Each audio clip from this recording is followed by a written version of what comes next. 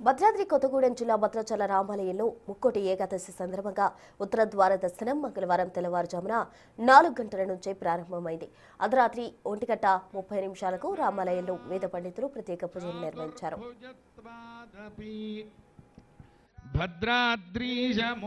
మూల విరాట్ విగ్రహాలకు వేద మంత్రోచ్చరణల నడుమ వైకుంఠ ఏకాదశి రోజున ఆలయంలోని ఉత్తర ద్వారాన్ని వైకుంఠ ద్వారంగా భక్తులకు స్వామివారి దర్శనం కల్పించారు. ఉత్తర ద్వారం దర్శనం ద్వారా పాప విమోచనం, సకల శుభ ఫలాలు లభిస్తాయని పురాణాల విశ్వాసం. సంవత్సరంలో ఒక్కసారి మాత్రమే వైకుంఠ ఏకాదశి సందర్భంగా ఉత్తర ద్వారం తెరవడం ఆనవాయితీ. దీంతో ఉత్తర ద్వార దర్శనానికి భక్తులు తరలివచ్చారు.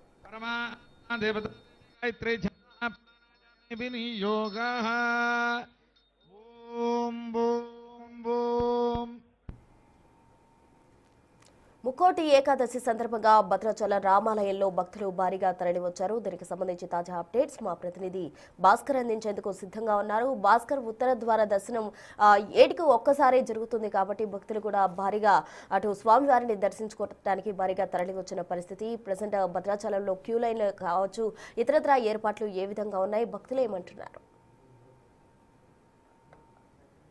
ప్రస్తుతం ఇప్పటికి మనం చూసుకోవచ్చు కూడా భద్రాచలం పట్టణం మొత్తం కూడా రామనామస్మరణతో ఆరంభమైపోతుంది. మరోవైపున ఆలయం అంటే ఉత్తరద్వార దర్శనం చేసుకునేందుకు భక్తులు కూడా తెల్లవారుజామునే భద్రాచలంలో ఉన్న మిదాలి స్టేడియంకి మొత్తానికైతే భారీగా క్యూ కట్టారని చెప్పుకోవచ్చు. సుమారు 3 గంటల నుంచి కూడా భద్రాచలం పట్టణానికి సంబంధించి చాలా వరకు కూడా అంటే ఇక భక్తులు మిదాలి స్టేడియం చేరుకుని అక్కడ నుంచి ఉత్తరద్వార దర్శనం చేసుకునేందుకు కూడా భారీగా ఈ ప్రాంగణకు వచ్చిన నేపథ్యం అవుతుంది. మొత్తానికైతే ఇక ఆలయం మనం చూసుకోవచ్చు. ప్రధాన ఆలయం దగ్గర మనం ఇప్పుడు ఉత్తరద్వార దర్శనం నుంచే మనం ప్రజెంట్ వచ్చిన అంటే ఉత్తరద్వార దర్శనం అయిపోయిన తర్వాత స్వామివారు మాడ వీధుల్లోనే మొత్తానికి భక్తులు దర్శనం ఇచ్చుకుంటూ మరలా అంటే ఇక మెయిన్ టెంపుల్లోకి వచ్చిన నేపథ్యం అవుతుంది. అయితే మరోవైపున ఇక ఉత్తరద్వార దర్శనానికి చాలా వరకు ప్రాముఖ్యత ఉంది. మరోవైపున ఎన్నడూ లేని విధంగా ఈసారి ఏర్పాట్లు ఉన్నాయి. మరోవైపున భక్తులు కూడా భారీగా రావడంతో కూడా అంటే ఇక ముక్కోటి ఏకాదశి ఉత్సవాలకు సంబంధించి చాలా ప్రాధాన్యత సంతరించుకోమని చెప్పుకోవచ్చు. మనతో పాటు ఇప్పుడు ఆలయ ప్రధాన పండితులు ఉన్నారు, మనం మాట్లాడుతుంటే ఒకసారి దీని యొక్క ప్రాముఖ్యత ఏంటి, అసలు ఉత్తర ద్వార దర్శనం సంబంధించిన గొప్పతనం ఏంటి,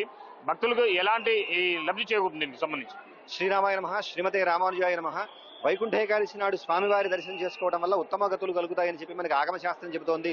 గరుడారూఢ విష్ణోస్తు సేవాముక్తి ఫలప్రద అంటూ గరుత్మంతుడిపై ఉన్నటువంటి విష్ణుమూర్తిని ఎవరైతే ఈ వైకుంఠ ఏకాదశి నాడు దర్శిస్తారో వారికి మోక్షం లభిస్తుంది అని చెప్పేసి మనకు ఆగమశాస్త్రం చెబుతోంది. అంతేకాకుండా ఈ వైకుంఠ ఏకాదశి నాడే ముక్కోటి దేవతలందరూ కూడా ఆనాడు పాలకడల్లో ఉన్నటువంటి స్వామివారిని ఉత్తర ద్వారం గుండా వైకుంఠంలో సేవించడం వల్ల ఈ ఏకాదశికి ముక్కోటి ఏకాదశి అనేటువంటి మరొక పేరు.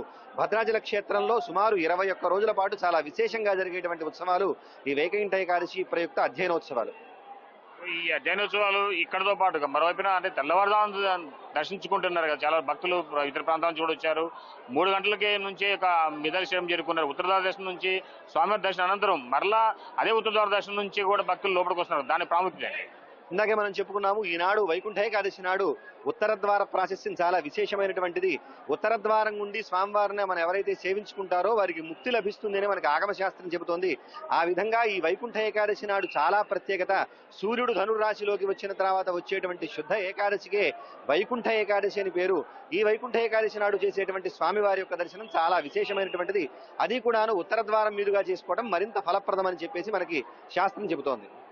మొత్తం చూసుకోవచ్చు చాలా వరకు అంటే మూలలోకాలకు సంబంధించి చాలా వరకు అంటే ఉత్తర ద్వారదర్శనం సంబంధించి ఈ వైకుంఠ ఏకాదశి సంబంధించి చాలా వరకు కూడా భక్తులు వస్తారని చెప్పి అంచనా ఆలయ అధికారులు పూర్తి స్థాయిలో కూడా అన్ని ఏర్పాట్లు చేసిన నేపథ్యం అవుతుంది. మరోవైపున బారికేడ్లు నుంచి ఏదైతే ఉత్తర ద్వారదర్శనం అంటే భద్రాచలంలో లెఫ్ట్ సైడ్ ఉన్నటువంటి అక్కడి నుంచి కూడా భక్తులు మరో ఉత్తర ద్వారదర్శనం నుంచి లోపలికి వచ్చే విధంగా అన్ని ఏర్పాట్లు చేశారని చెప్పుకోవచ్చు.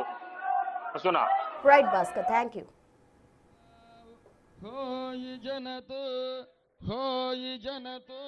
होयि जनात् सोमः पवाने च सर्वदा ततो मे श्रियमावह लोमशां